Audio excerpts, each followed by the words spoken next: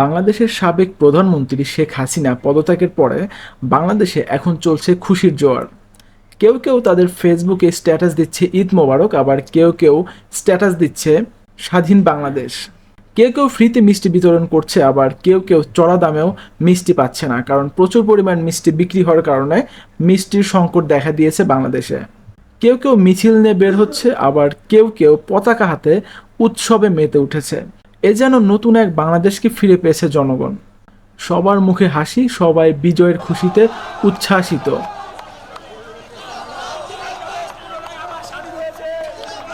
আমাদের দেশের শহীদদের রক্ত বৃথা যায়নি। আমাদের দেশ থেকে যে ছাত্রগুলো শহীদ হলো, তাদের এই জীবন ত্যাগের বিনিময়ে আমরা পেলাম নতুন এক বাংলাদেশ, এবং বাংলাদেশ যেন উৎসবে মেতে উঠেছে। নতুন রঙে আবার রাঙিয়ে দিচ্ছে কেউ কেউ আমাদের এই বাংলাদেশকে। কেউ কেউ হাতে ব্যানার নিয়ে ঘুরছে,